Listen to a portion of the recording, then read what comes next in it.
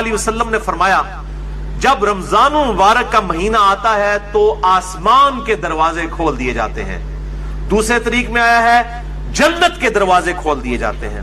تیسرے طریق میں آیا ہے رحمت کے دروازے کھول دیے جاتے ہیں. یہ سارے الفاظ بخاری اور مسلم میں ہیں.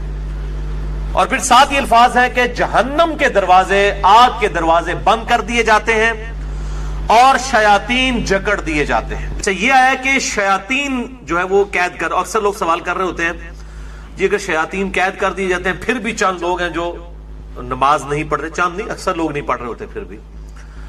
تو میرے بھائی 11 مہینے تک جب شیطان نے پیڈل مارا ہے آپ کی سائیکل کو، اس کے بعد 1 مہینے نہ بھی مارے وہ، پھر بھی تھوڑی دور تک تو یہ معاملات چلیں گے نا. پھر سب سے بڑی چیز نفس ہے انسان کا، وہ ساتھ لگا ہوا. یہ سرکش شیاطین، بڑے بڑے شیاطین جو ہے وہ کر دیے جاتے ہیں. باقی جو انسان کے ساتھ شیاطین چھوٹے موٹے لگے وہ تو چلتے رہیں گے. اللہ تعالیٰ کی طرف سے خاص مدد آ جاتی ہے. باقی جڑے تھے پیڑے وہ کعبے بھی پیڑے. اگر کسی نے اپنی اصلاح خود نہیں کرنی ہے تو اس کی رمضان میں کوئی اصلاح نہیں ہونی ہے. اللہ تعالیٰ کی طرف سے ایک مدد مل جاتی ہے. اصل جو مسئلہ ہے وہ نفس کا ہے کہ انسان خود فیصلہ کرے کہ میں نے اللہ کے لیے کچھ کرنا ہے، تب فائدہ ہوگا. تیسری حدیث جامع ترمذی، سنن ابن ماجہ میں ہے اور صحیح سند کے ساتھ مسند احمد میں ہے اور مشکات میں آپ کو 1960 کے فٹ نوٹ پہ اور 1961 میں مل جائے گی. آپ صلی اللہ علیہ وآلہ وسلم نے فرمایا رمضان میں آسمان کے دروازے کھول دیے جاتے ہیں، آگ کے دروازے بند کر دیے جاتے ہیں، تمام سرکش شیاطین جکڑ دیے جائے. اس میں الفاظ آگے سرکش، بخاری مسلم میں سرکش نہیں تھا. اس سے پتا چلا کہ خاص شیاطین جو بڑے ہیں وہ جکڑے جاتے ہیں. اور ہر رات ایک منادی ندا کرتا ہے اللہ کی طرف سے، اے خیر کے طالب ہمت کر اور آگے بڑھ نیکیاں کرنے کے لیے، اور اے شر کے طالب رک جا، اب تو باز آ جائے اس مبارک مہینے میں. اور اللہ کی طرف سے ہر رات میں لوگوں کو جہنم سے آزاد کیا جاتا ہے.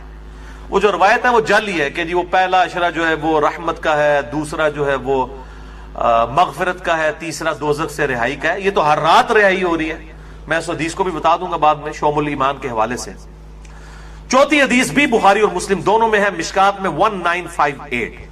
آپ صلی اللہ علیہ وآلہ وسلم نے فرمایا جو شخص ایمان اور احتساب کے ساتھ، اکاؤنٹیبلٹی کے ساتھ، احتساب کو آپ اگر اردو میں ٹرانسلیٹ کریں گے تو 3 چیزوں کا مجموعہ ہے. نمبر 1 اخلاص، نمبر 2 ثواب کی نیت، اور نمبر 3 اصلاح نفس، یعنی نفس کی اصلاح بھی جو ہے مطلوب. رمضان کے روزے رکھے اللہ تعالیٰ اس کے پچھلے سارے گناہوں کو معاف فرما دے گا. اور پھر ساتھ ہی الفاظ ہیں جس نے ایمان اور احتساب کے ساتھ رمضان کی راتوں کا قیام کیا اس کے بھی پرانے سارے گناہ معاف. اور پھر ساتھ ہی فرمایا جس نے شب قدر کا قیام کیا ایمان اور احتساب کے ساتھ اس کے بھی پچھلے سارے گناہ معاف. لیکن لیکن لیکن اس سے مراد چھوٹے گناہ ہیں. بڑے گناہ نیک اعمال سے معاف نہیں ہوتے، وہ صرف توبہ کرنے سے معاف ہوتے ہیں اور گناہ چھوڑنے سے. اس کے سپورٹ میں حدیث ہے صحیح مسلم کی، مشکات میں ہے، اس کا نمبر 564. آپ صلی اللہ علیہ وآلہ وسلم نے فرمایا اگر بڑے بڑے گناہوں سے بچا جائے تو 5 نمازیں، ایک نماز سے دوسری نماز تک، ایک جمعے سے دوسرا جمعہ اور ایک رمضان سے دوسرا رمضان درمیان کے گناہوں کا کفارہ ہے اگر بڑے گناہوں سے بچا جائے. تو نماز چھوڑنا تو خود بڑا گناہ ہے. یہ نہیں ہے کہ ایک جمعہ پڑھ لیا پھر اگلا جمعہ پڑھا پچھلے ساری معاف، نہیں، کبیرہ گناہوں سے بچا جائے. صحیح مسلم میں حدیث ہے، مشکات میں 569 اس کا نمبر ہے کہ بندے کے کفر اور اسلام کے درمیان فرق نماز ہے. تو نماز چھوڑنے سے تو بڑا کوئی گناہ نہیں ہے. تو ایک نماز سے دوسرا نماز کے درمیان گناہوں کا کفارہ بھی تب بنے گا جب دوسری نماز پڑھی جائے گی. 5ویں حدیث بھی بخاری اور مسلم کی متفق علیہ حدیث ہے، مشکات میں 1959. آپ صلی اللہ علیہ وسلم نے فرمایا رمضان مبارک میں ہر نیک عمل 10 سے 700 گناہ تک بڑھا دیا جاتا ہے. اس لیے ہم کوشش کرتے ہیں کہ زکوٰۃ رمضان کے مہینے میں دیں تاکہ زیادہ ثواب ملے. اور پھر زکوٰۃ ہوتی بھی لیونر ایئرز کے اعتبار سے، وہ سولر ایئرز کے اعتبار سے نہیں دینی ہوتی ہے، چاند کے مہینوں کے اعتبار سے دینی ہوتی ہے. تو وہ آسان ہو جاتا ہے حساب رکھنا. ویسے آپ ایک رمضان میں نکال لیں اور پھر پورا سال دیتے رہے، یا اگلے سال کی بھی پیشگی نکالی جا سکتی ہے۔ زکوٰۃ میں میں نے ڈیٹیل سے لیکچر مسئلہ نمبر 95A اور B دے دیا، جسے شوق ہو تو وہ دیکھیں۔ اور ساتھ ہی الفاظ ہیں بخاری و مسلم کے، اللہ تعالیٰ فرماتا ہے بے شک روزہ خاص میرے لیے ہے اور میں ہی اس کی جزا دوں گا۔ باقی نیکیوں کا تو پتہ چل جاتا ہے، روزہ انسان اور اس کے رب کے درمیان ایک راز ہے، اگر کسی شخص نے خود نہیں بتایا تو وہ چھپ کر کھا پی لے تو پتہ نہیں چلے گا۔ تو اللہ تعالیٰ ہمارا یہ میرے اور میرے بندے کے درمیان چونکہ خاص عبادت ہے، خاص میرے لیے ہے، میں اس کی جزا دوں گا۔ اور پھر ساتھ الفاظ ہیں، میرا بندہ اپنی خواہش اور کھانے کو میری وجہ سے ترک کرتا ہے۔ روزہ دار کے لیے دو خوشیاں ہیں، پہلی خوشی افطار کے وقت اور دوسری خوشی اس وقت جب وہ اپنے رب سے ملاقات کرے گا انشاءاللہ۔ اور پھر ساتھ ہی الفاظ ہیں، روزہ دار کی منہ کی بو اللہ تعالیٰ کو کستوری کی خوشبو سے بھی بڑھ کر عزیز ہے۔ پھر ساتھ ہی الفاظ ہیں، روزہ ڈھال ہے، یعنی ایک ڈھال ہے گناہوں سے بچنے کی۔ جب تمہارا روزہ ہو تو فحش گوئی اور گناہوں سے اجتناب کرو، اگر روزے کی حالت میں کوئی تم سے جھگڑا کرے تو اس سے کہہ دو کہ میں روزے کی حالت میں ہوں۔ اللہ تو ڈر، میرا بھی روزہ تیرا بھی روزہ یار، جان چھٹ۔ یعنی بجائے یہ کہ ترکی بترکی جواب دیا جائے، لڑائی کی جائے روزے کی حالت میں۔ ویسے روزے کی حالت میں انسان کی حالت بھی ایسی ہوتی ہے کہ انسان کہتا ہے یار کو نیڑے نہ ہی لگے، متھے نہ ہی لگے۔ خصوصاً عصر سے مغرب کا جو وقت ہے اس وقت بڑا مشکل ہوتا ہے، انسان کو گفتگو کرنے کو بھی دل نہیں کرتا، اسی لیے تقویٰ بھی حاصل ہوتا ہے، شہوت بھی ٹھنڈی ہوتی ہے، ہر چیز ٹھنڈی ہو جاتی ہے۔ ظاہر ہے جب انسان روزہ رکھتا ہے تو روزہ ڈھال ہے، جب تمہارا روزہ ہو تو فحش گوئی مت کرو، گناہوں سے بچو، اور جب کوئی جھگڑا کرنے لگے اسے کہہ دو کہ میرا روزہ ہے۔ چھٹی حدیث سنن نسائی اور مسند احمد میں ہے، مشکات میں 1962، آپ صلی اللہ علیہ وآلہ وسلم نے فرمایا، تمہارے پاس رمضان مبارک کا مہینہ آیا ہے، اللہ نے اس کے روزے تم پر فرض کیے ہیں، اس میں آسمان کے دروازے یعنی جنت کے دروازے کھول دیے جاتے ہیں، جہنم کے دروازے بند کر دیے جاتے ہیں۔ جنت کے 8 دروازے ہیں اور دوزخ کے 7، اور سرکش شیاطین جکڑ دیے جاتے ہیں۔ اس ماہ میں ایک رات ایسی ہے جو 1000 مہینوں سے افضل ہے، جو ہم پچھلی دفعہ مسئلہ نمبر نیو 44 میں ڈسکس کر چکے۔ جو شخص اس کی خیر اور بھلائی سے محروم ہو گیا واقعی ہر بھلائی سے محروم ہو گیا۔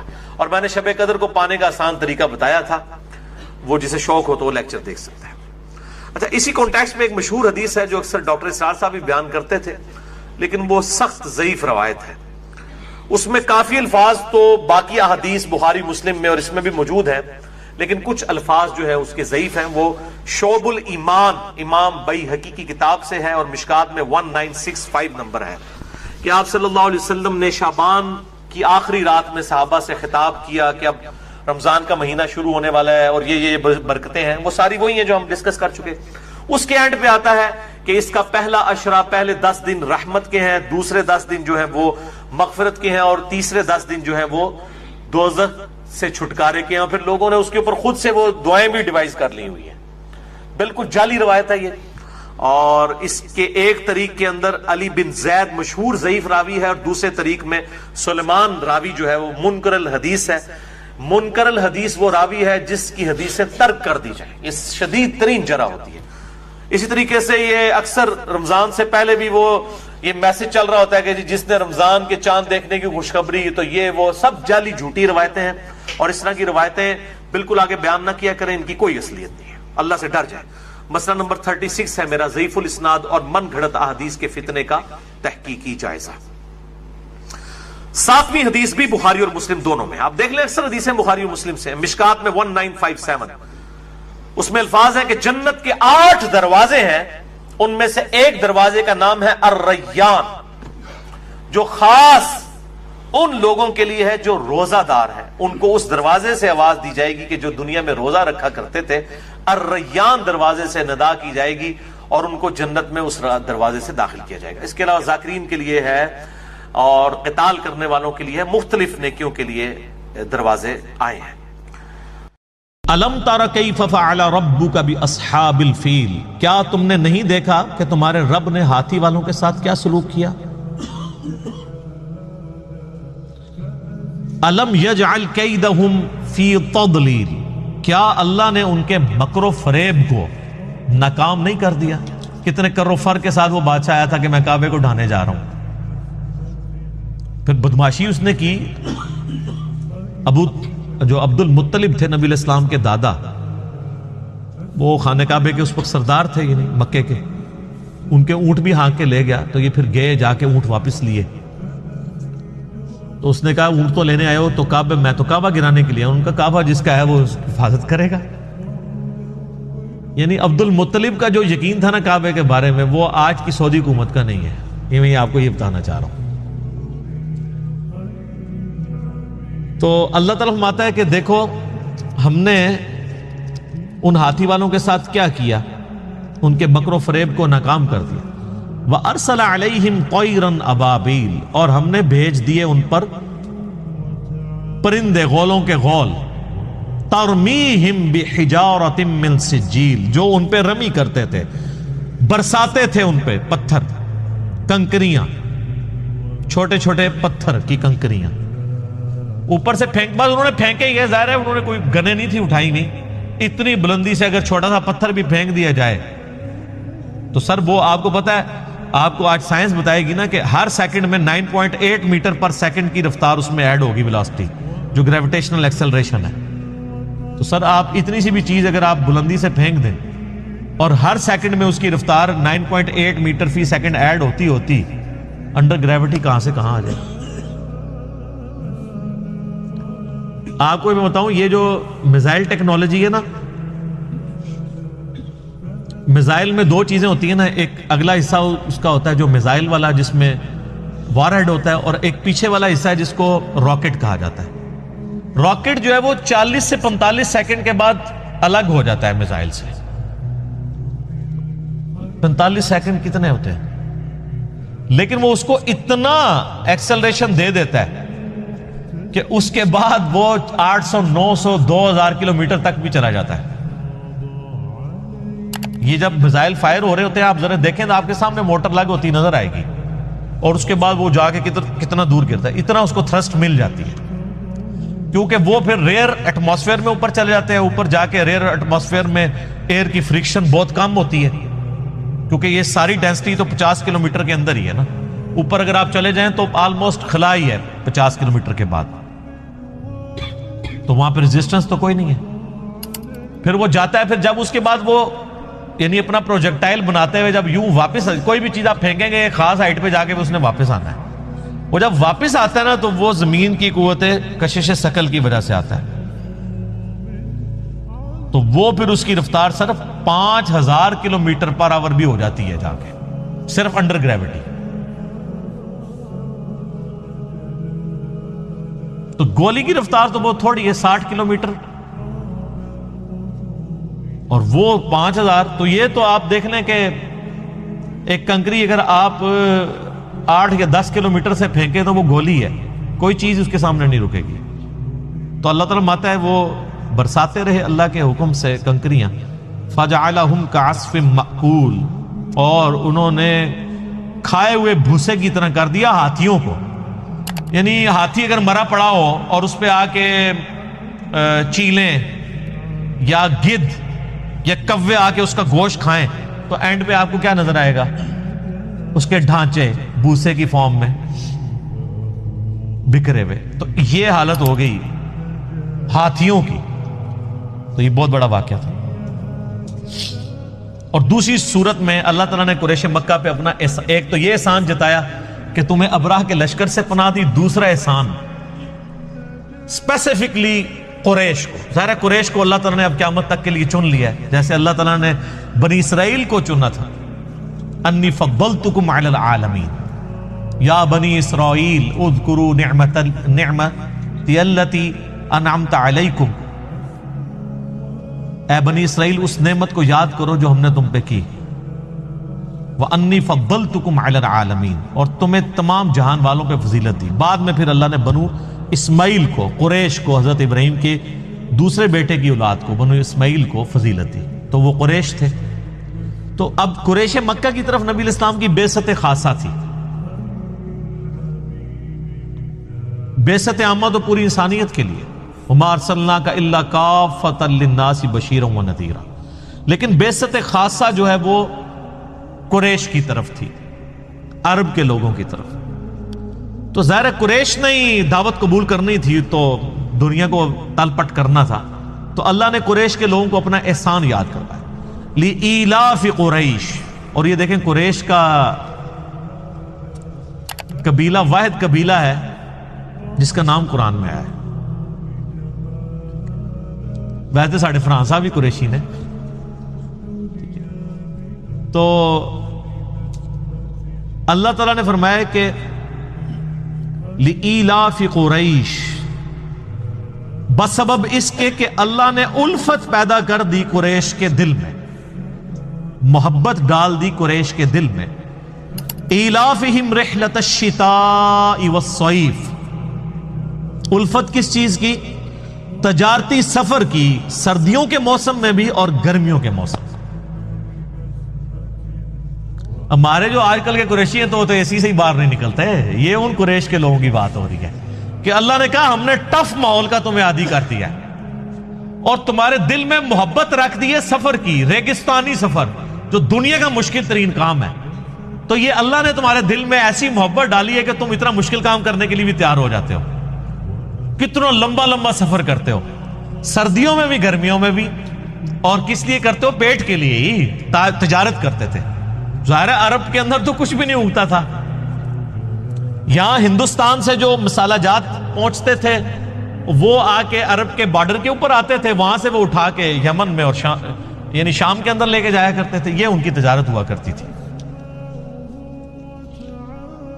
تو اللہ تعالیٰ میں ہم نے تمہارے دلوں میں محبت ڈال دی ہے سفر کی، گرمی ہو سردی ہو تم سفر کرتے ہو۔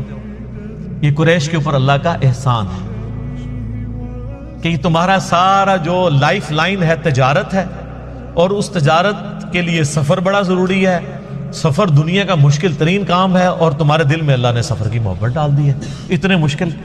اور یہ سر ان کی ایک عادت تھی جو اللہ نے پھر یوٹیلائز کی ہے۔ سر اتنے ٹف ماحول کے عادی لوگ ہی تھے جنہوں نے رومن اور پرشین امپائر پھر الٹی ہے، لیکن ان کو اپنی یہ خوبی پتہ نہیں تھی۔ دو خوبیاں تھیں ان کے اندر، ایک ٹف ماحول کے عادی تھے، اور دوسرا یہ کہ جب زبان دے دیتے تھے نا پھر گردن ہی کٹتی تھی، پیچھے نہیں ہٹتے تھے۔ اس لیے آپ دیکھ لیں قریش مکہ میں کوئی منافق نہیں تھا، ابو جہل تھا تو منافق نہیں ہوا، وہ سامنے آگے لڑا، اس نے کہا لڑوں گا مر جاؤں، ایون گردن کاٹنے لگے، اس نے کہا نیچے سے کاٹنا، پتہ لگے کسی سردار کی گردن ہے۔ یعنی وہ اپنے باطل دین کے اوپر بھی بڑے محکم ہوتے تھے، اور جو رسول اللہ کے ساتھ اٹیچ ہوئے ہیں مکے کے لوگ، وہ آپ دیکھ لیں پھر کتنے پیشن کے ساتھ ہیں۔ اور جو فتح مکہ کے بعد مسلمان ہوئے ہیں وہ بھی لوگ جب پکے مسلمان ہوئے ہیں تو پھر آپ دیکھ لیں کہ ان لوگوں نے کتنی قربانیاں دی ہیں، اسلام کے لیے قربانیاں دی ہیں۔ تو اور دو ان کے اندر خامیاں تھیں، ایک تھی طوائف الملوکی، آپس میں لڑتے رہنا، بہادر تھے لیکن دو بہادر بھائی آپس میں لڑتے رہے تو تیسری جگہ کیا وہ فتح کریں گے، اور دوسرا چٹے ان پڑھ جاہل امی۔ اللہ نے یہ دو خامیاں ان کی دور کر دی، ان کے اندر اتفاق پیدا کر دیا، نبی علیہ السلام کی شکل میں ان کو ایک لیڈر دیا جس نے عرب کے لوگوں کو ایک جھنڈے کے نیچے جمع کر دیا۔ پھر سب دنیا کی کوئی پاور ان کا مقابلہ نہیں کر سکتی تھی، اگرچہ ان کے پاس اسلحہ نہیں تھا لیکن انہوں نے رومن اور پرشین امپائر سے ان کا اسلحہ چھین کے ان کو گرا دیا۔ ٹف ماحول کے عادی تھے، اور علم اللہ نے دے دیا، ان کی اپنی زبان میں ان کو کتاب دے دی قرآن۔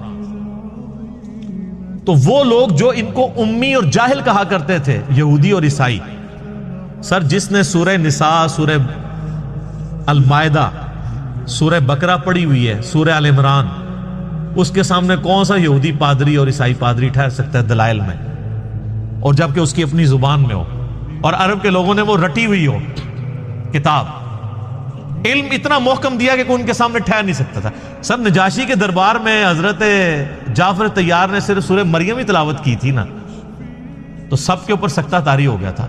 کوئی حضرت جعفر نے کوئی تقریر تو نہیں یاد کی ہوئی تھی، سورہ مریم تھی جس میں بتایا گیا کہ بھئی عیسیٰ بن مریم کا سٹیٹس یہ ہے، یہ عقیدہ ہونا چاہیے۔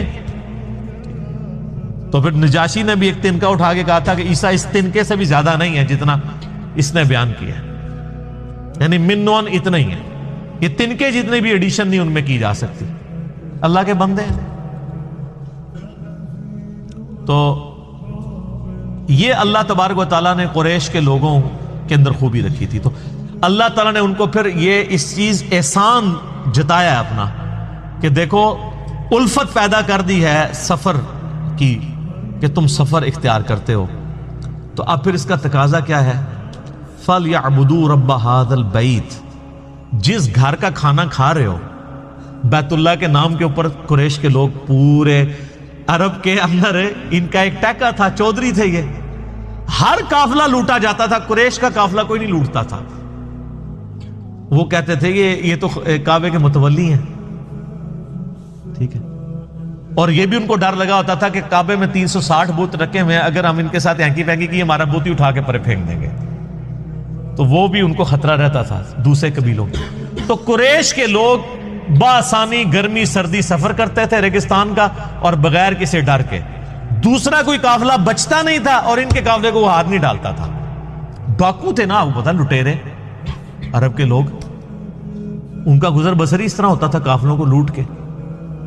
ظاہر ہے جب وہاں پہ کوئی اناج بھی نہیں اگنی، کوئی معدنیات بھی نہیں ہے، تیل بھی تو ابھی آگے دریافت ہوا ہے نا، تو بیچارے کھائے بھی ہیں کہاں سے؟ اسی طریقے سے ہی کرتے تھے وہ. تو قریش کے لوگ تجارت کرتے تھے اور ان کو پروٹیکشن ہوتی تھی کعبے کی وجہ سے. خانہ کعبے کے نام کا وہ کھانا کھا رہے ہوتے تھے اپنی تجارت. تو اللہ نے فرمایا تو یہ صرف کھان پینے والے کام جو کیا ہوا ہے، فَلْيَعْبُدُوا رَبَّ هَذَا الْبَيْتِ. تو عبادت بھی کرو نا اسی گھر والے رب جس کا یہ گھر ہے، اس رب کی. ساتھ بت کیوں رکھے ہوئے ہیں، شرکاء کیوں شریک کیے ہوئے ہیں؟ اس رب کی عبادت کرو جس کا یہ گھر ہے کعبۃ اللہ. الذی اطعمہم من جوع. وہ اللہ جس نے تمہیں کھلایا جبکہ تم فاقے میں تھے. وآمنہم من خوف. اور تمہیں امن دیا خوف میں. سارے قافلے خوف کی حالت میں گزرتے ہیں اور قریش کے قافلے کو کوئی لوٹتا ہی نہیں ہے. کیسا امن دیا ہے؟ کس کی برکت سے؟ کعبے کی برکت سے. اور اسی کعبے کی برکت سے جو تم تجارت کرتے ہو، تمہارا سارا کھانا پینا اس تجارت پہ ڈیپینڈنٹ ہے، وہ بھی کعبے کا ہی کھا رہے ہو. تو اس کا تقاضا نہیں ہے کہ جس رب کا یہ گھر ہے اس کی پوجا بھی کرو. یہ اللہ نے ان کو احسان جتایا. یہ سورہ قریش آپ نے کئی بار سنی ہوگی، لیکن آپ کو پتہ نہیں اس کے اندر کیا قیامت ہے.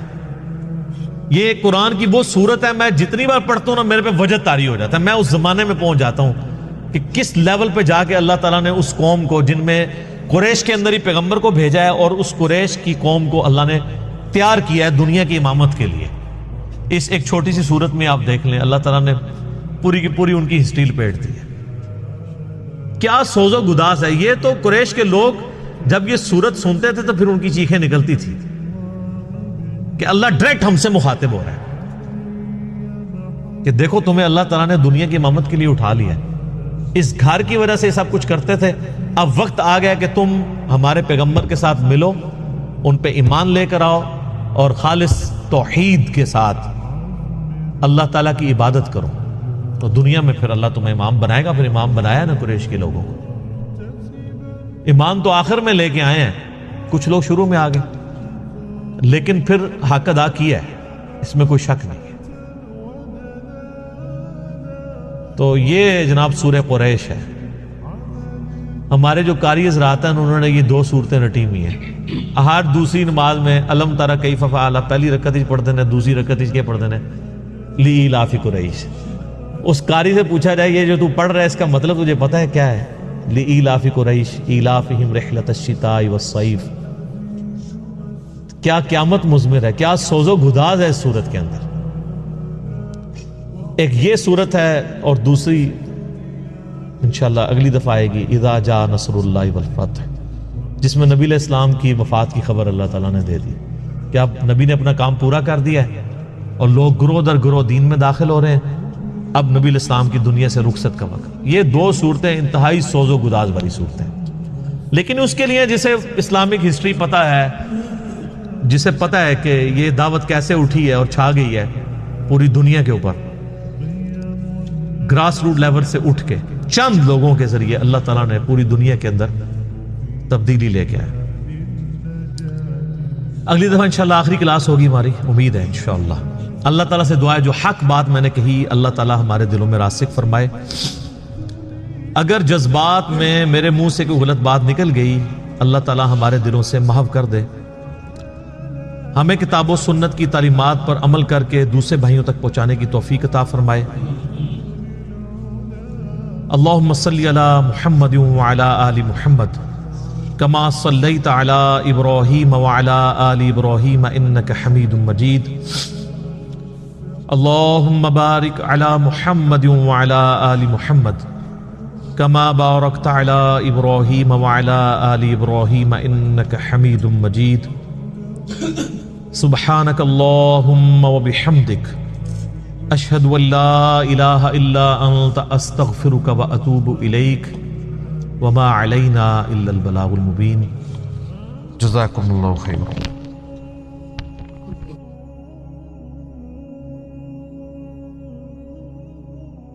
آپ صلی اللہ علیہ وآلہ وسلم نے فرمایا جب رمضان المبارک کا مہینہ آتا ہے تو آسمان کے دروازے کھول دیے جاتے ہیں۔ دوسرے طریق میں آیا ہے جنت کے دروازے کھول دیے جاتے ہیں۔ تیسرے طریق میں آیا ہے رحمت کے دروازے کھول دیے جاتے ہیں۔ یہ فوقیت حاصل ہے کہ رمضان المبارک کا جو ٹاپک ہے پورے قرآن میں صرف ایک ہی جگہ پہ ڈسکس ہوا ہے، پورے قرآن میں، اور وہ سورۃ البقرہ کا رکوع نمبر ہے 23۔ 6 آیات میں آیت نمبر 183 سے لے کر 188 تک، سورۃ البقرہ آیت نمبر 183 سے 188 تک جو آپ نے قرآن حکیم میں کھول رکھی ہے، اس میں رمضان المبارک کے ٹاپک کو ڈسکس کیا گیا ہے۔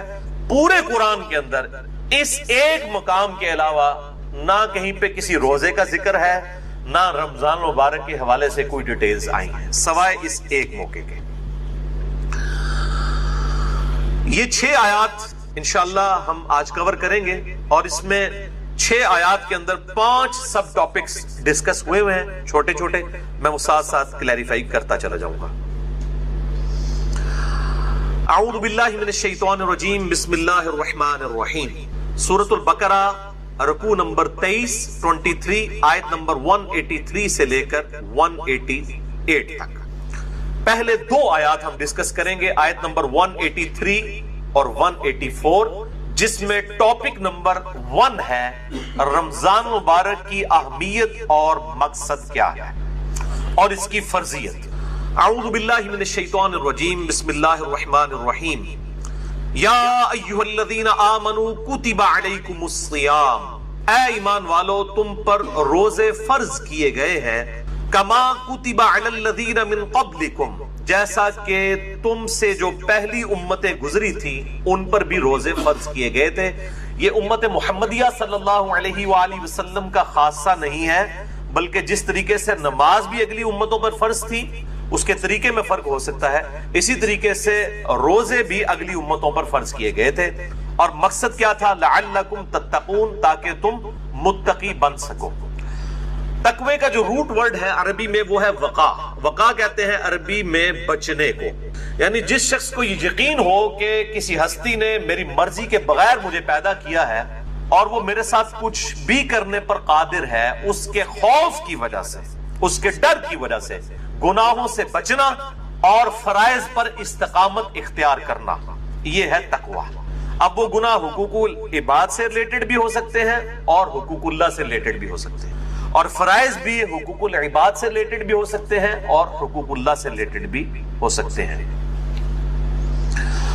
سورۃ الحجرات میں واضح طور پر آیا ان اکرمکم عند اللہ اتقاکم، بے شک تم میں اللہ تعالیٰ کے نزدیک سب سے عزت والا وہ ہے جو زیادہ متقی ہے، اور رمضان کا مقصد بھی تقوی ہے۔ اب مجھے ضمناً حدیث یاد آئی جو بخاری اور مسلم دونوں میں موجود ہے، کتاب النکاح چیپٹر میں یہ پہلی حدیث ہی آپ کو مل جائے گی، صحیح بخاری میں بھی، صحیح مسلم میں بھی اور مشکات میں بھی، نکاح والے چیپٹر میں، کہ آپ صلی اللہ علیہ وآلہ وسلم نے فرمایا اے نوجوانوں کے گروہ، تم میں سے جو نکاح کی استطاعت رکھتا ہو اسے چاہیے کہ وہ نکاح کرے، یہ چیز اس کے شرمگاہ کی حفاظت میں مدد کرے گی اور نگاہوں کو نیچا رکھنے میں اس کو سپورٹیو ہو، اور جو نکاح کی استطاعت نہ رکھتا ہو، یعنی فائنینشلی اس کو سپورٹ نہ کر سکتا ہو ازدواجی زندگی کو، تو وہ روزے رکھ کر اپنی شہوت کو ٹھنڈا کرے۔ یعنی روزہ جو ہے یہ تقوی کے حصول کا ایک ذریعہ ہے۔ ایام معدودات، گنتی کے چند دن ہیں، یہ رمضان کا جو مہینہ ہے اور روزے ہیں۔ فمن کان منکم مریضا، بس جو کوئی تم میں مریض ہو، اس میں بھی ایکسیپشن دے دی کہ اگر مریض ہو او علی سفر، یا وہ سفر میں ہو، فعدۃ من ایام اخر، تو وہ اپنی گنتی کو باقی دنوں میں پورا کر سکتا ہے۔ اب وہ سفر چاہے آرام دہ ہو یا غیر آرام دہ ہو، اس سے کوئی سروکار نہیں ہے، سفر میں وہ روزہ چھوڑ سکتا ہے، لیکن باقی دنوں میں گنتی پوری کرنی ہوگی۔ باقی اس کی ڈیٹیلز انشاءاللہ فقہی احکام و مسائل ہم اگلی نشست میں ڈسکس کریں گے۔ وَعَلَى الَّذِينَ يُطِيقُونَهُ فِدْيَةٌ طَعَامُ مِسْكِينٍ، اور وہ لوگ جو بڑی مشکل سے طاقت رکھتے ہیں روزہ رکھنے کی، یعنی بہت بوڑھے ہو چکے ہیں، بیمار ہیں، یا اسی طریقے سے کوئی حاملہ عورت ہے، کوئی دائمی مریض ہے شوگر وغیرہ کا، اس طرح کی جو صورتحال ہو، فِدْيَةٌ طَعَامُ مِسْكِينٍ، وہ فدیہ دے سکتا ہے مساکین کو۔ فَمَن تَطَوَّعَ خَيْرًا فَهُوَ خَيْرٌ لَهُ، اور جو کوئی اس سے بھی زیادہ اللہ کی راہ میں خرچ کرنا چاہے، یعنی ویسے تو ایک روزے کے بدلے ایک مسکین کو ایک وقت کھانا ہے، اگر کوئی زیادہ مساکین کو کھلانا چاہتا ہے، جتنا گڑ پاؤ گے اتنا ہی میٹھا ہوئے گا، تو اس کے لیے اتنا ہی بہتر ہے۔ وَأَن تَصُومُوا خَيْرٌ لَكُمْ، اور اگر تم روزہ رکھو تو اسی میں تمہارے لیے بہتری ہے۔ یہ نہ ہو کہ تھوڑی سی بیماری اور بہانہ کر کے کہو جی میں تو فدیہ ہی دے دینا، روزہ رکھنے کی کڑی لوڑ ہے۔ اِن كُنتُمْ تَعْلَمُونَ، اگر تم جانتے ہو، اگر تم جانتے ہو تو روزہ رکھنے میں ہی بہتری ہے۔ یعنی انسان سب سے بڑا خود اپنے اوپر جو ہے وہ گواہ ہے اور مفتی ہے، وہ بہتر سمجھتا ہے کہ مجھے کس طریقے سے چیزوں کو لے کر چلنا ہے۔ جیسے دنیاوی منفعت کے لیے وہ انسان چھوٹی چھوٹی چیزوں کا خیال رکھتا ہے، تو آخرت کے اعتبار سے بھی وہ خیال رکھے۔ اچھا، یہ جو آیت ہے وَعَلَى الَّذِينَ يُطِيقُونَهُ فِدْيَةٌ طَعَامُ مِسْكِينٍ، اس حوالے سے صحیح بخاری میں ایک حدیث ہے انٹرنیشنل نمبر کے مطابق 4505، جس میں ابن عباس کا قول ہے کہ یہ آیت منسوخ نہیں ہے، کیونکہ بعض اصحاب کا موقف ہے۔ صحیح بخاری میں 4507 نمبر حدیث آتی ہے جس میں ابن عمر کا قول ہے کہ یہ آیت منسوخ ہے، یعنی ان کا موقف یہ ہے کہ یہ پہلے آپشن تھی کہ جو شخص مال دے سکتا ہے وہ مال دے لے، اور جو روزہ رکھ سکتا ہے وہ روزہ رکھ لے، یہ دونوں آپشن ہے، یعنی مریض والا چکر نہیں، جو مالدار ہے وہ صرف مال دے دے، چاہے وہ صحت مند بھی ہے تو روزہ رکھنے کی ضرورت نہیں ہے۔ یہ ابن عمر کا موقف ہے 4507، جبکہ ابن عباس کا موقف صحیح بخاری میں 4505 ہے، وہ یہ کہتے ہیں کہ یہ آیت منسوخ نہیں ہے، بلکہ اس سے مراد وہ بوڑھا اور بوڑھی ہیں یا بیمار شخص جس کو صحت یاب ہونے کی امید نہیں ہے اور بڑی مشکل سے وہ روزہ رکھنے پر قادر ہے، اس کے لیے روزہ نبھانا مشکل ہے۔ جیسا کہ بعض کا شوگر کی بیماری ایسی ہو سکتی ہے کہ انسان کے لیے مشکل ہو جائے آج کے دور کے اندر، یا بڑھاپا خود بہت بڑی بیماری ہے، کوئی 80-90 سال کا کوئی بزرگ ہے اور وہ روزہ نہیں رکھ سکتا، تو اس کے لیے یہ آپشن ہے کہ وہ اس کے بدلے فدیہ دے دے، ایک وقت کا مسکین کو کھانا کھلا دے۔ صحیح بخاری میں آتا ہے انس بن مالک جب بوڑھے ہو گئے تھے، ان کی عمر 100 سال کے قریب تھی، تو روزانہ وہ ایک مسکین کو کھانا کھلایا کرتے تھے گوشت کے ساتھ، دال نال نہیں، گوشت نال، اللہ کی راہ میں گوشت کے ساتھ کھانا۔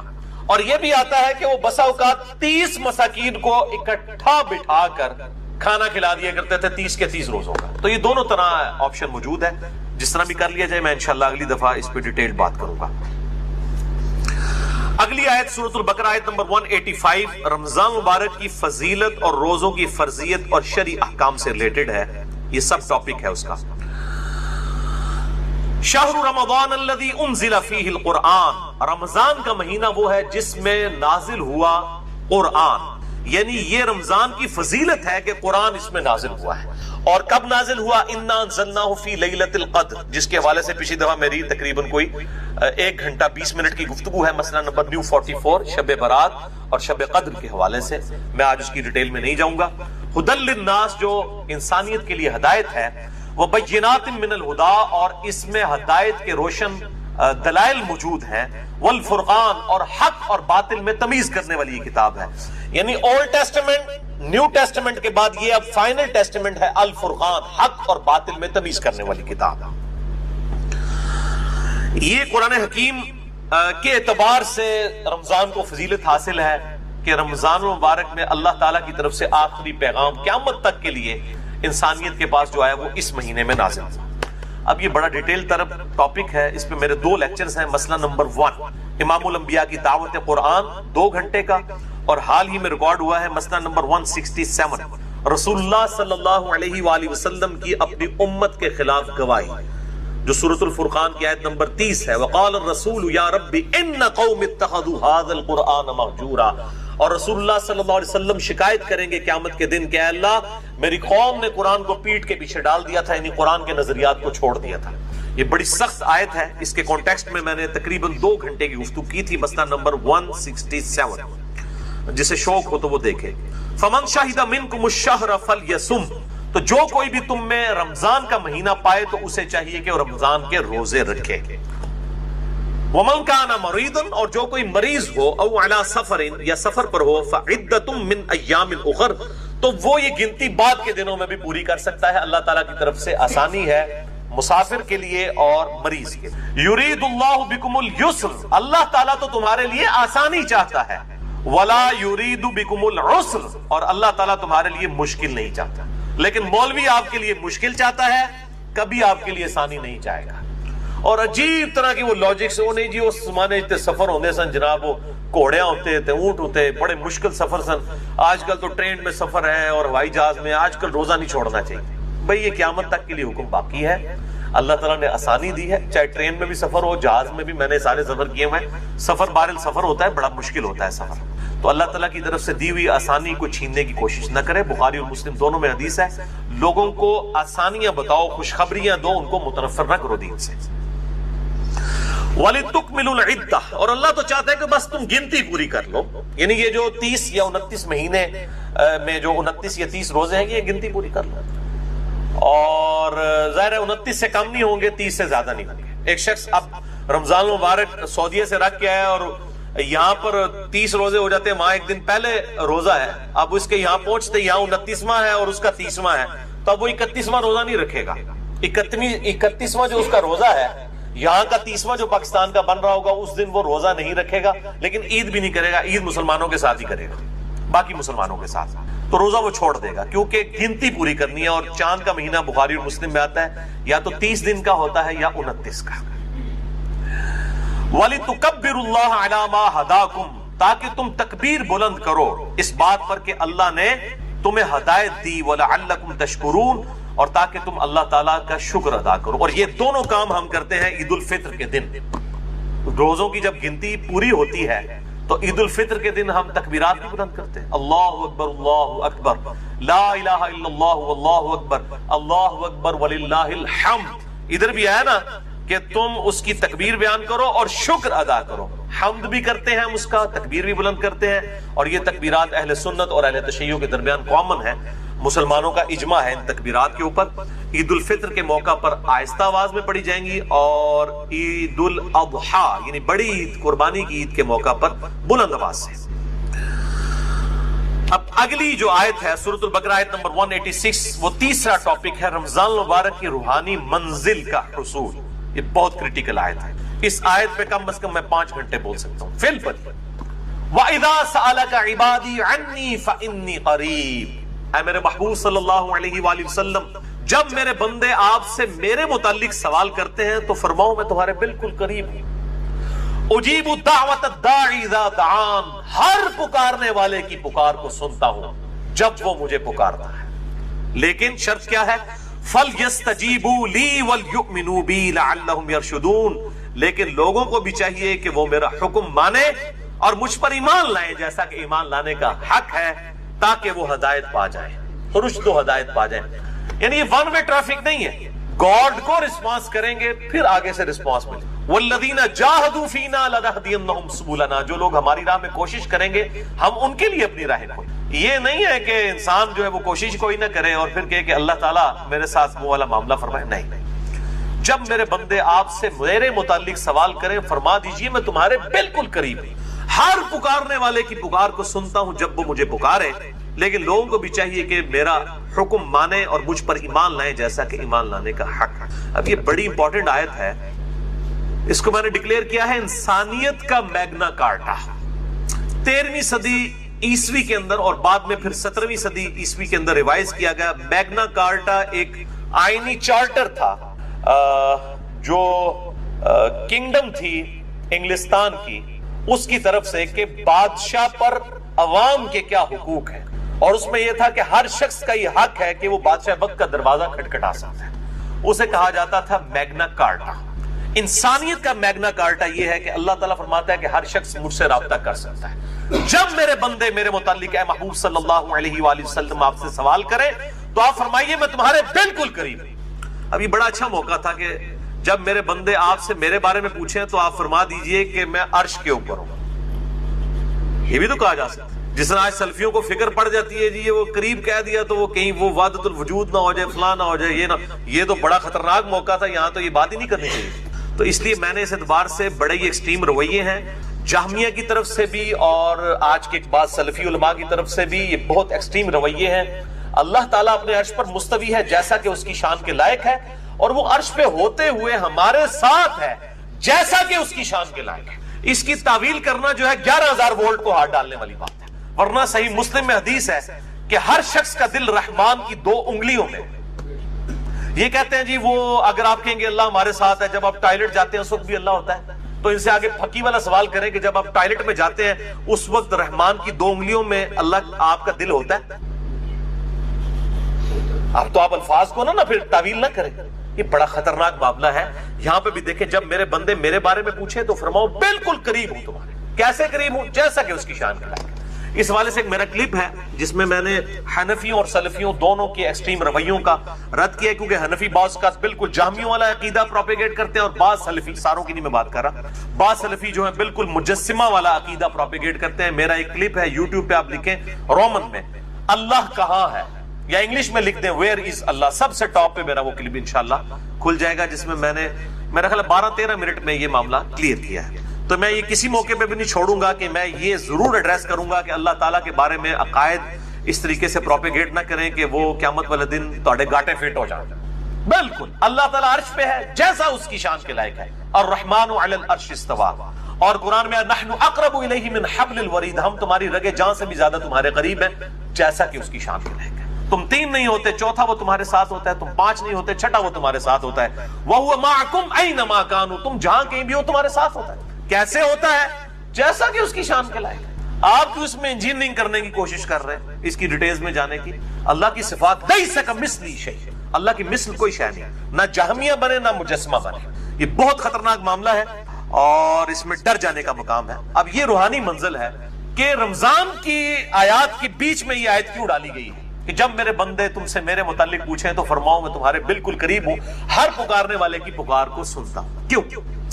دیکھیں انسان جس ہستی کے لیے قربانیاں کر رہا ہوتا ہے, انسان کی یہ خواہش ہوتی ہے کہ میرا اس کے ساتھ کوئی تعلق قائم ہو جائے.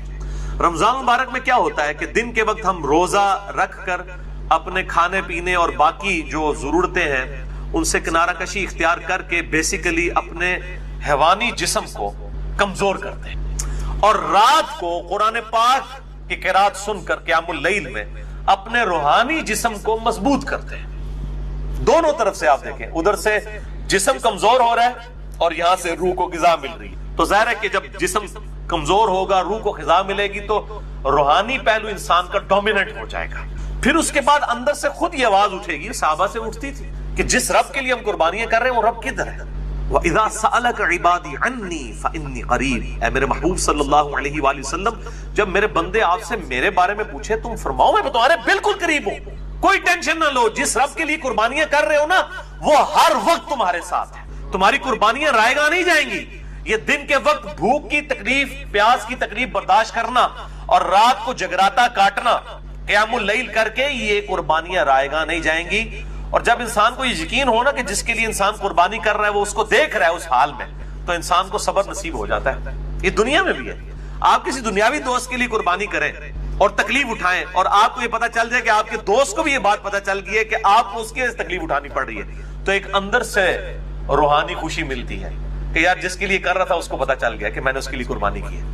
اور جس اللہ کے لیے جس نے ہمیں یہ سب کچھ دیا, ہمیں جان دی, اچھا جسم دیا, بال بچے دیے اور یہ دنیاوی سرکمسٹانسز دیے, اور پھر الٹیمیٹلی جنت میں ہمیشہ کی کامیابیاں انشاءاللہ مقدر ہونے والی ہیں, تو اس اللہ کے لیے بھی جب انسان اپنی کوئی قربانی پیش کرتا ہے تو انسان کے اندر سے یہ خواہش پیدا ہوتی ہے. اور اسی کا ذکر ہے جب میرے بندے پوچھیں فرماؤ تمہارے بالکل قریب ہوں, ہر پکارنے والے کی پکار کو سنتا ہوں, بشرطے کہ وہ میری بات بھی مانے اور مجھ پر ایمان لائے جیسا کہ ایمان لانے کا حق ہے. اسی کانٹیکسٹ میں 2 لیکچر بڑے امپورٹنٹ ہیں. مسئلہ نمبر 3 دعا صرف اللہ ہی سے، اس میں بھی میں نے اس کو ایڈریس کیا تھا، اور اسی کی ایکسٹینشن ہے مسئلہ نمبر 43 وسیلہ اور توسل کے صحیح احکام و مسائل، اور آج اس کی ڈیٹیل میں نہیں جاؤں گا. اگلی آیت سورۃ البقرہ آیت نمبر 187، یہ چوتھا ٹاپک ہے روزوں سے متعلق فقہی احکام و مسائل. اگلے ہفتے میں انشاءاللہ 70 کے قریب کور کروں گا. بہرحال کچھ اس میں کور ہو رہے ہیں، ان کو بھی اگلی دفعہ ڈیٹیل سے، آج صرف میں سرسری گزروں گا. احل لکم لیلۃ الصیام الرفث الی نسائکم، تمہارے لیے حلال کر دیا گیا ہے رمضان کی راتوں میں اپنی بیویوں کے ساتھ ازدواجی تعلق. ہن لباس لکم وانتم لباس لہن، تمہاری بیویاں تمہارا لباس ہے اور تم ان کا لباس. لباس اور جسم میں کوئی پردہ نہیں ہوتا. میاں بیوی ایک دوسرے کی عفت اور عصمت کی حفاظت کرنے کے اعتبار سے بھی لباس ہے، اور باقی بھی لباس تو ہیں. علم اللہ انکم کنتم تختانون انفسکم، اللہ تعالیٰ نے یہ جانچ لیا کہ تم اپنے جی میں خیانت کرتے تھے، گلٹی فیل کرتے تھے. فتاب علیکم، تو اللہ نے تم پر رجوع فرمایا. وعفا عنکم، اور تمہارے لیے ڈھیل فرما دی، تمہیں معاف فرما دیا، تمہارے لیے آسانی کر دی. فالآن باشروہن، پس آؤ اور اپنی بیویوں کے ساتھ ازدواجی تعلق قائم کرو. وابتغوا ما كتب اللہ لکم، اور اللہ سے طلب کرو جو اللہ نے تمہارے لیے مقدر کیا ہے، یعنی کہ نیک اولاد. اس آیت کے کانٹیکسٹ میں صحیح بخاری کے اندر انٹرنیشنل نمبر کے مطابق 4508 نمبر حدیث ہے. برا بن عازب رضی اللہ تعالیٰ عنہ کہتے ہیں کہ صحابہ کرام کے 2 گروہ تھے. ایک وہ تھے کہ جب رمضان کے روزے فرض ہوئے تو دن کے وقت تو ظاہر ہے کہ وہ بیویوں کے ساتھ ازدواجی تعلق نہیں رکھتے تھے روزے کی وجہ سے، لیکن بعض ایسے تھے جو رات کے وقت بھی اپنی بیویوں کے ساتھ تعلق نہیں رکھتے تھے، اور وہ سمجھتے تھے کہ یہ رمضان پورے کا پروٹوکول ہے. اور بعض ایسے تھے جو رات کے وقت تعلق قائم کرتے تھے اور وہ یہ سمجھتے تھے کہ یہ روزہ تو کھل چکا ہے، اب کوئی مسئلہ نہیں ہے، اور وہ لوگ حق پر بھی تھے. لیکن ساتھ ہی ان کے دل میں گلٹ بھی رہتا تھا. یہ جو الفاظ آئے نا کہ کنتم تختانون انفسکم، تم اپنے جی میں خیانت محسوس کرتے تھے. خیانت ہے نہیں تھی، لیکن اندر سے محسوس کرتے تھے کہ واضح حکم نہیں آیا، کہیں ہم غلطی نہ کر رہے ہو. تو اللہ تعالیٰ نے پھر حکم نازل فرما دیا تاکہ تمہارے لیے آسانی ہو جائے. تو پھر اللہ تعالیٰ نے یہ آیات نازل فرمائی کہ کوئی اس میں ممانعت نہیں ہے. دن کے وقت یہ پروٹوکول ہے، روزے کا کھانا پینا اور ازدواجی تعلق والا معاملہ جو ہے اس سے بچنا ہے. رات کے وقت ہے یہ معاملہ نہیں ہے. وَكُلُوا وَاشْرَبُوا حَتَّى يَتَبَيَّنَ لَكُمُ الْخَيْطُ الْأَبْيَضُ مِنَ الْخَيْطِ الْأَسْوَدِ، اور کھاتے پیتے رہو سحری کے وقت یہاں تک کہ جو سفید ڈورا ہے وہ رات کے جو سیاہ ڈورا ہے اس سے ممتاز ہو جائے. من الفجر، فجر کے وقت، یعنی فجر کے وقت جب آپ مشرق کی طرف منہ کریں تو سیاہی ہوتی ہے. جب فجر کا وقت داخل ہونے والا ہوتا ہے اس سے کافی دیر پہلے ہی ہلکی ہلکی سفیدی ظاہر ہوتی ہے، کیونکہ سورج اوپر آ رہا ہوتا ہے ود ریسپیکٹ ٹو زمین. اس کو ہم کہتے ہیں صبح کاذب، یعنی جھوٹی صبح. اس کے بعد پھر وہ روشنی ذرا نمایاں ہوتی ہے اور بالکل سفید افق پہ پھیل جاتی ہے. اس سے اوپر بلیک ہوتا ہے سارا معاملہ اور نیچے ہوتا ہے سفید. اس کو ہم کہتے ہیں صبح صادق. اس وقت فجر کا وقت داخل ہو جاتا ہے. وہ کالا اور سفید ڈورا ہے، فجر کا وقت داخل ہو جاتا ہے اور سحری کا وقت ختم ہو جاتا ہے. اور پھر جب سورج کی ٹکیا باہر آنا شروع ہوتی ہے اس وقت فجر کا وقت بھی ختم ہو جاتا ہے. تو یہ کہا جا رہا ہے فجر کے وقت جو سفید اور سیاہ ڈورے ہیں جب وہ ممتاز ہو جائیں، یعنی صبح کاذب صبح صادق میں کنورٹ ہو جائے، پھر کھانا پینا چھوڑ دو. آج کل بڑا آسان ہے، وہ ٹائم ٹیبل بنے ہیں، میں انشاءاللہ اگلی دفعہ بتاؤں گا. اینڈرائڈ ایپس بنی ہیں پرو مسلم اور باقی، میں انشاءاللہ اگلی دفعہ ڈیٹیل کے ساتھ اسے ڈسکس کروں گا. بہرحال اسی کانٹیکسٹ میں صحیح بخاری میں ایک حدیث ہے 4509. عدی بن حاتم کہتے ہیں کہ جب میں نے یہ آیت پڑھی تو انہوں نے اپنے تکیے، اپنے سرہانے، ایک سفید رنگ کا دھاگا اور ایک کالے رنگ کا دھاگا رکھ لیا اور وہ رات کے اندھیرے میں اس کو دیکھتے رہتے تھے. جب ان دونوں کا کلر واضح ہو جاتا تھا نا تو وہ کہتے تھے اچھا اب سحری کا وقت ختم ہو گیا. تو نبی صلی اللہ علیہ وآلہ وسلم کو آ کر عرض کی تو آپ صلی اللہ علیہ وسلم مسکرائے اور آپ نے مزاح کے طور پہ فرمایا کہ تیرا تکیہ اتنا چوڑا ہے کہ آسمان کے ڈورے اس کے نیچے آ جاتے ہیں. اس سے مراد آسمان کے ڈورے ہیں، آسمان پہ جو سفید اور سیاہ ڈورا ہے یہ والے ڈورے نہیں ہیں. اس سے یہ بات پتہ چلی کہ اجتہاد صحابی کا بھی غلط ہو سکتا ہے صحیح حدیث کے مقابلے میں.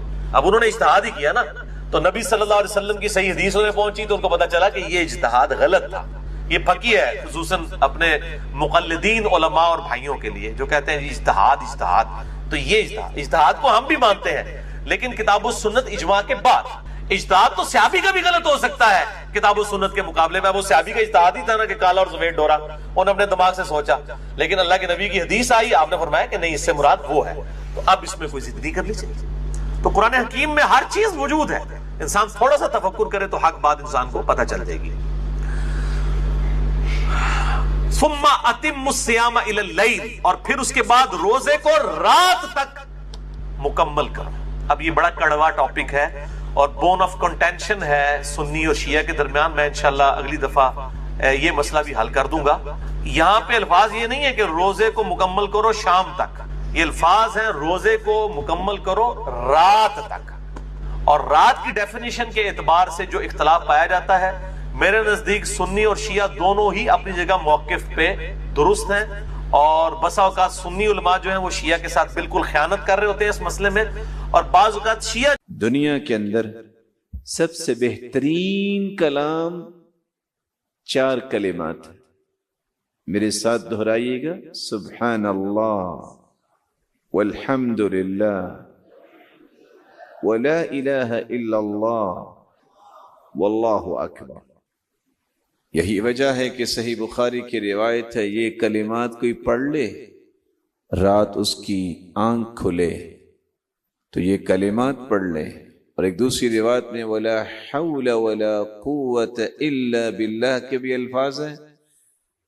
یہ الفاظ پڑھنے کے بعد جو بھی دعا کریں گے اللہ ذوالجلال وہ دعا رد نہیں کریں گے, وہ دعا رد نہیں ہوگی. میں آپ سے بھی کہوں گا کہ ہر چیز میں اللہ کی حکمت ہے. ہو سکتا ہے رات کو آپ اٹھیں لائٹ نہیں ہے, مت پریشان ہو سکتا ہے کہ کسی کام کی غرض سے اٹھیں کہ میں نے تہجد پڑھ لی, یا آپ کو یاد آ گیا کہ میں نے تو وضو نہیں کیا تھا اور نیند آ گئی, چلو وضو بنا کے دوبارہ سوتا. اٹھتے ہی آپ کی عادت بننی چاہیے اور خود لا شعوری تک یہ بات چلی جانی چاہیے, شعور سے کراس کر کے کہ میں نے یہ کرنا ہی ہے. جیسے کہ کچھ لوگوں کی عادت بنی ہوتی, چھینک آئے سوچے نہ سوچے کیا کہتے الحمدللہ. آپ اٹھے الحمدللہ الذی احیانا بعدما اماتنا والیہ النشور. الحمدللہ الذي رد علي روحي وعافاني في جسدي وأذن لي بذكري. سبحان الله والحمد لله ولا إله إلا الله والله أكبر. یہ کلمات پڑھیے اور دعائیں شروع کر دیں. اللهم اغفر لي رب اغفر لي ولوالدي اللهم اشفني اللهم اشف أمي اللهم اشف والدي اللهم اشف اولادی اللهم اهدهم سبل السلام. جو دعائیں کرتے ہیں اللهم اکتب لی الفوز والنجاة فی الدنیا والآخرہ, اللہ دنیا اور آخرت میں میرے لیے کامیابیاں لکھ دے. جو دعا چاہتے ہیں وہ مانگ لیں, اللہ اسے رد نہیں کریں گے. رسول اللہ صلی اللہ علیہ وآلہ وسلم نے یہاں تک فرمایا کہ یہ افضل ترین کلمات ہی نہیں ہیں کیونکہ اس میں اللہ ذوالجلال کی تعریف, بلکہ یہ بے مثال عمل ہے. صحیح مسلم کی روایت 6843 سیدنا ابو ہریرہ رضی اللہ تعالی عنہ سے مروی ہے, من قال حين يصبح وحين يمسي سبحان الله وبحمده 100 مرہ. جو شخص صبح اور شام 100 مرتبہ یہ کلمات پڑھ لیتا ہے, میرے ساتھ دہرائیے گا سبحان اللہ وبحمدہ اللہ تعالیٰ کی تقسیم ہے نا کہ کچھ کلمات زبان پہ لائیں تو ابھی زبان ان کا نطق شروع نہیں کرتی کہ پورے جسم میں ایک خوشی کی لہر دوڑ جاتی، اور وہ اللہ کی تعریف ہے، وہ اللہ کی رسول پر درود بھیجنا ہے۔ سبحان اللہ و بحمدہ 100 مرتبہ اگر کوئی کہہ دے، لم یأتی احد یوم القیامہ بأفضل مما جاء به الا احد قال مثل ما قال او زاد علیہ۔ قیامت کا دن ہوگا جب اعمال پیش ہو رہے ہوں گے تو 100 مرتبہ سبحان اللہ و بحمدہ کہنے والے کو جو اجر ملے گا یہ صرف اس کو ہی ملے گا، اس سے زیادہ اجر جس نے اس سے زیادہ پڑھا ہوگا، وگرنہ اس جیسا اجر کسی کے نصیب میں نہیں ہوگا، کیونکہ اس میں اللہ کی تعریف۔ بلکہ صحیح مسلم کی روایت ہے 6847، رسول اللہ صلی اللہ علیہ وسلم نے فرمایا، سیدنا ابو ہریرہ رضی اللہ تعالی عنہ بیان کرتے ہیں، لَأَنْ أَقُولَ سُبْحَانَ اللَّهِ، رسول اللہ صلی اللہ علیہ وسلم کا فرمان ہے، لَأَنْ أَقُولَ سُبْحَانَ اللَّهِ وَالْحَمْدُ لِلَّهِ وَلَا إِلَهَ إِلَّا اللَّهِ وَاللَّهُ أَكْبَرُ أَحَبُّ إِلَيَّ مما طلعت علیہ الشمس۔ اللہ اکبر۔ دنیا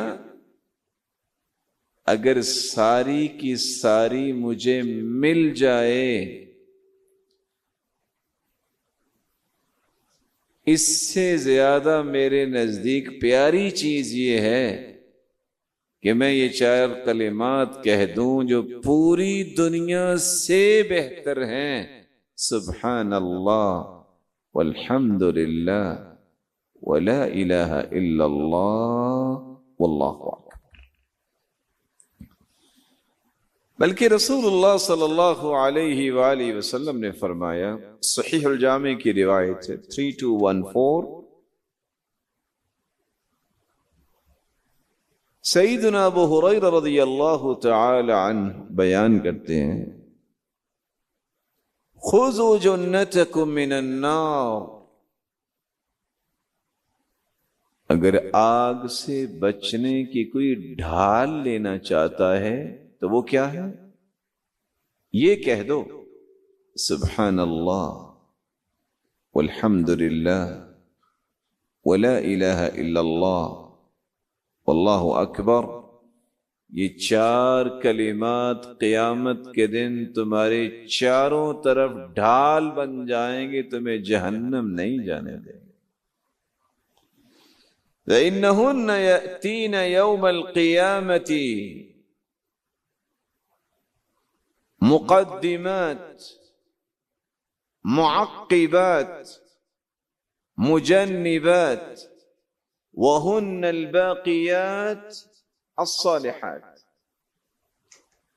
یہ قیامت کے دن انسان جب جا رہا ہوگا، یہ آگے بھی ہوں گے، پیچھے بھی ہوں گے، دائیں بھی ہوں گے، بلکہ یہی کلمات باقیات الصالحات بنیں گے، باقی رہنے والی ایسی نیکیاں جو نیکیاں انسان کو اللہ کی جنت کا مہمان بنا دیں۔ رسول اللہ صلی اللہ علیہ وآلہ وسلم نے تو یہاں تک فرمایا، سیدنا ابو ہریرہ رضی اللہ تعالی عنہ سے مروی ہے، صحیح ترغیب کی روایت ہے 1532، نوح علیہ السلام کی وفات کا جب وقت آیا تو انہوں نے اپنے بیٹوں کو بلایا، بلا کر وصیت کی اور کہا، بیٹو آمرکما بلا الہ الا اللہ، اپنے دونوں بیٹوں سے کہتے ہیں میں تمہیں حکم دیتا ہوں کہ تم کثرت سے لا الہ الا اللہ پڑھنا. فإن السماوات والأرض وما فيهما لو وضعت في كفة الميزان ووضعت لا إله إلا الله في الكفة الأخرى كانت أرجح. بیٹو، اگر 7 آسمان، 7 زمینیں، 14 کے 14 طبق ترازو کے ایک پلڑے میں رکھے جائیں اور دوسرے پلڑے میں لا الہ الا اللہ رکھ دیا جائے تو یہ توحید کا کلمہ 14 کے 14 طبق سے بھاری ہوگا. وَلَوْ أَنَّ السَّمَاوَاتِ وَالْأَرْضَ كَانَتَا حَلْقَةً فَوُضِعَتْ لَا إِلَهَ إِلَّا اللَّهُ عَلَيْهَا لَفَصَمَتْهَا أَوْ لَقَصَمَتْهَا. وَآمُرُكُمَا بِسُبْحَانَ اللَّهِ وَبِحَمْدِهِ فَإِنَّهَا صَلَاةُ كُلِّ شَيْءٍ وَبِهَا يُرْزَقُ كُلُّ شَيْءٍ. میرے بیٹوں، میں آپ کو ایک دوسری چیز کی نصیحت بھی کرتا ہوں کہ تم لا الہ الا اللہ کے ساتھ ایک کلمہ اور پڑھا کرو، سبحان اللہ وبحمدہ، سبحان اللہ وبحمدہ. اس کلمے سے کیا ہوگا؟ فإنها صلاة كل شيء، ہر چیز کی نماز یہی کلمہ ہے. قرآن مجید میں اللہ فرماتے ہیں وَإِن مِّن شَيْءٍ إِلَّا يُسَبِّحُ بِحَمْدِهِ وَلَكِن لَّا تَفْقَهُونَ تَسْبِيحَهُمْ. ہر چیز اللہ ذو الجلال کی تسبیح بیان کرتی ہے، پاکی بیان کرتی ہے، لیکن تمہیں سمجھ نہیں ہے کہ پاکی کیسے بیان کرتی ہے. اور یہاں اللہ کے رسول صلی اللہ علیہ وسلم فرما رہے ہیں کہ سبحان اللہ وبحمدہ کائنات کی ہر چیز کی نماز ہے.